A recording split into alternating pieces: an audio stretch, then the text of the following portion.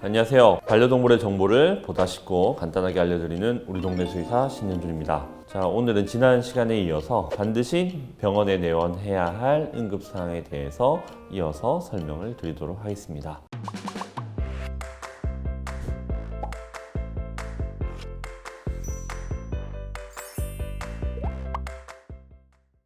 지난 시간에 일단 반드시 응급해야 될 상황 5가지에 대해서 알아봤는데요. 일단 6번째는 사지거상입니다. 그 앞다리와 뒷다리를 포함한 이 사지를 아이가 들고 걷는다고 한다면 간단한 염자일 수도 있겠지만 뼈가 부러지는 골절의 가능성이 있기 때문에 반드시 병원에 내원하셔서 이 뼈가 부러진 건 아닌지 혹은 인대가 심하게 다친 건 아닌지 아니면 신경 문제가 아닌 등을 통해서 수술적 치료가 필요한 상황인지 아닌지를 감별하고 판단하는 것이 중요하고, 아이들이 다리를 일단 든다는 것은 통증이 심하다는 것을 의미하기에 통증에 대한 관리 그리고 처치를 받으셔야만 합니다. 자, 우리나라는 체구가 작은 소형견들을 많이 키우시게 되는데 이 아이들이 소파를 뛰어내리다가 혹은 보호자님 발이 밟혀서 골절로 진단되어 수술로 이어지는 경우가 꽤 있으니까 아이들이 만약에 다리를 불편해한다, 다리를 든다 라고 했을 때는 병원에 내원하셔서 엑스레이로 골절인지 아닌지를 확인을 하시는 게 필요합니다. 다음은 일단 침을 흘리는 유연 증상입니다. 침을 흘린다라고 하는 것은 일단 구강 내에 문제가 있는지 아닌지를 통해서 구분할 수 있는데요. 대개는 이 구강 내에 문제가 있는 경우가 많습니다. 특히 이제 치은염이나 구내염과 같은 구강 내 염증 질환들이 대표적으로 침을 흘릴 수가 있는데요. 그 외에도 턱관절 이상으로 입이 다물어지지 않는다거나 구강 내에 종양이 있어서 침을 흘리는 경우도 가능합니다. 그리고 외상에 의해서도 침을 흘릴 수가 있죠. 근데 이러한 상황보다 침을 흘리는 증상 중에 구강 내 문제보다는 중추신경계에 문제가 있다거나 아니면 심한 위장 쪽 문제가 있다거나 아니면 침샘에 문제가 있다거나 하는 등의 상황들은 좀 더 응급 상황일 수 있습니다.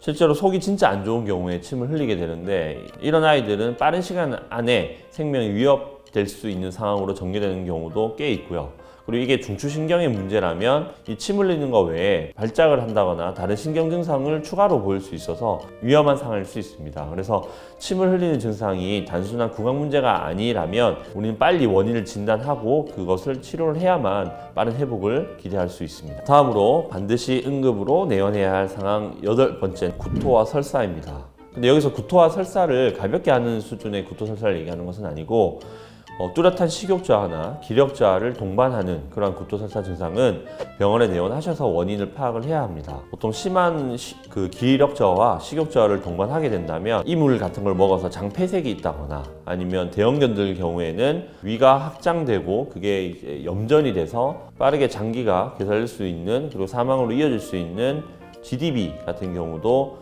빠르게 진단하고 수술을 해야 되는 응급사항에 해당합니다. 가벼운 수준의 위장염 증상 같은 경우는 약물로도 관리가 되고 아니면 시간이 지나면서 자연적으로 해소되는 경우도 충분히 가능하겠지만 이런 이물이 관여한다거나 장이 꼬인다거나 위가 꼬이는 등의 어떤 물리적인 상황에서는 수술적 치료가 필요하고 그게 안 됐을 때는 장이 개사되고 아이 컨디션도 급격히 나빠질 수 있는 그런 상황이기 때문에 원인을 빨리 파악하고 거기에 맞는 치료 계획을 수립하는 것이 중요합니다. 그리고 9번째로는 점막이 창백해지는 겁니다. 빈혈을 의심할 수 있습니다.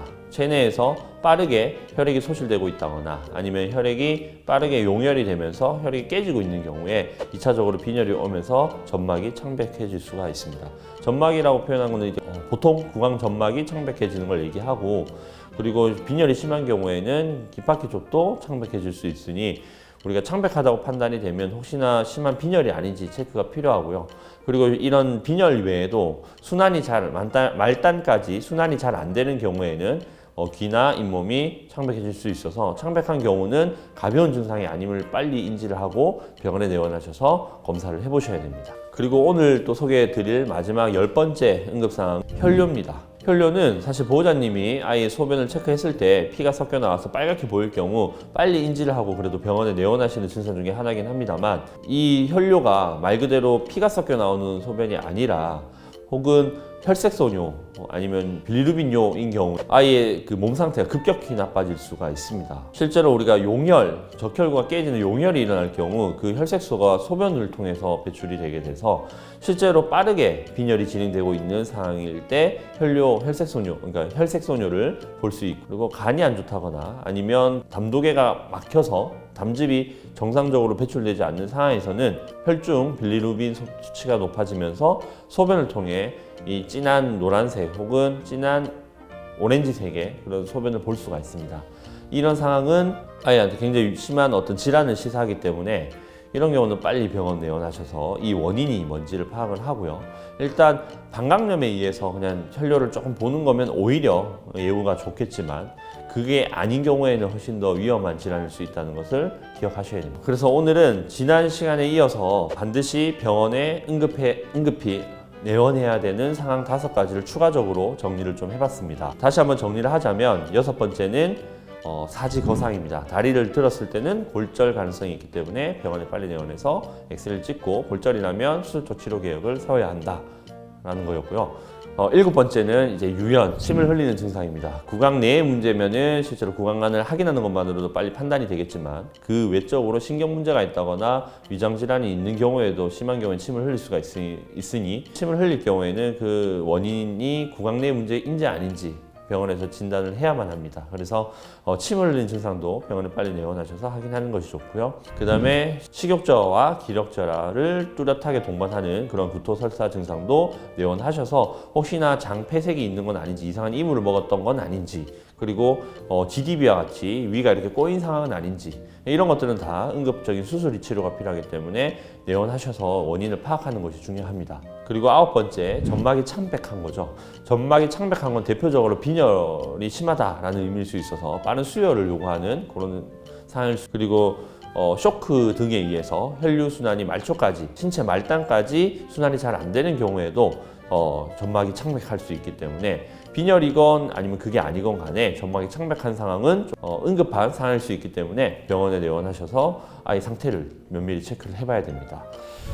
그리고 마지막으로 혈뇨라고 하는 증상인데 단순히 피가 섞여 나오는 것보다는 그 빨간 오줌이 오히려 혈색소뇨나 빌리루빈뇨와 같은 단순한 혈뇨가 아닐 수 있어서 그런 질환들은 간질환이나 아니면 담낭이 막혀 있다거나 용혈이 되고 있다거나 이렇게 빠르게 문제가 되고 있는 혹은 진행이 많이 된 그런 질환일 경우에 볼 수 있는 증상이 병원에 내원해서 이게 단순한 혈뇨인지 아니면 다른 혈색소뇨 빌리루빈뇨인지 감별하는 것이 중요하고, 그래서 빨리 치료를 해야만, 아이가 진단을 해야만 나쁜 상황으로 진행되지 않을 수 있습니다. 그래서 지난 시간에 우리가 다뤘던 5가지 상황 외에 오늘 좀 추가적인 5가지 상황을 한번 알아봤는데요. 이 시간을 통해서 보호자님들이 빠르게 아이가 응급한 상황인지 아닌지를 판단해서 병원에 빨리 내원해야 될지 말아야 될지를 결정해 우리 아이의 건강을 좀 더 안전하게 잘 지켜줬으면 하는 바람이 듭니다. 다음 시간에는 마지막 5가지 응급적으로 내원할 상황을 가지고 다시 여러분들 찾아뵙도록 하고 오늘 영상은 여기서 마치도록 하겠습니다. 오늘의 영상이 도움이 되셨다면 좋아요와 구독을 모두 눌러주세요. 안녕!